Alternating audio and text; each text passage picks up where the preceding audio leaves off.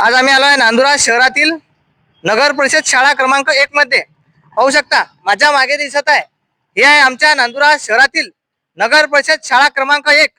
आणि हा नगर परिषद शाळेचा परिसर विद्यार्थ्यांना खेळण्यासाठी इथे कोणतेही साहित्य सध्या तरी उपलब्ध नाही.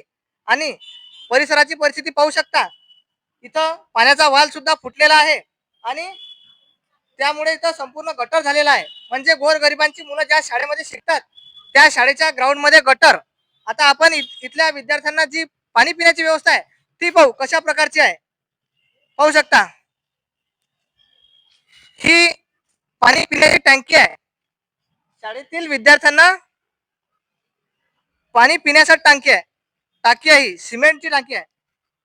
आज जर आपण पाहिलं तर जगातल्या प्रगत राष्ट्रांमध्ये प्रत्येक शाळेमध्ये गोरगरिबाच्या विद्यार्थ्यांना पाणी पिण्यासाठी आरो फिल्टर आहे. पण इथं आरो तर सोडा, ही शेवाळ लागलेली टाकी आहे. यामध्ये पूर्णपणे शेवाळ लागलेला आहे आणि महिने महिने ही टाकी धुतल्या जात नाही.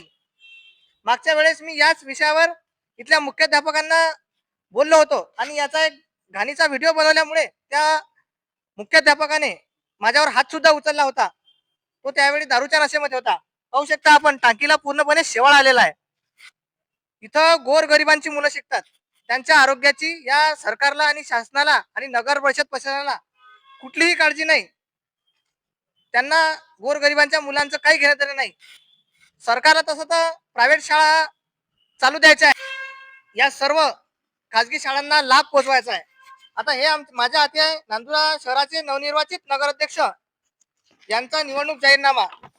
यामध्ये त्यांनी सांगितलं आहे की शाळेचे डिजिटलायझेशन करणार, ई लर्निंग प्लॅटफॉर्म सुरू करणार आणि मिनी डिजिटल अभ्यासिका उभारणार. विद्यार्थ्यांना स्वच्छ पाणी, पिण्याच्या पाण्याची स्वच्छ गुळाची व्यवस्था करणार. पण आता हे लवकरात लवकर होते का, याकडे सर्व नांदुरावासियांचे लक्ष लागलेले आहे. येत्या काळामध्ये पाहू कशा प्रकारच्या सुविधा या शाळेला मिळतात, की परिस्थिती जैसे तैसे राहते हे येणारा काळच सांगेल. जय श्रीराम.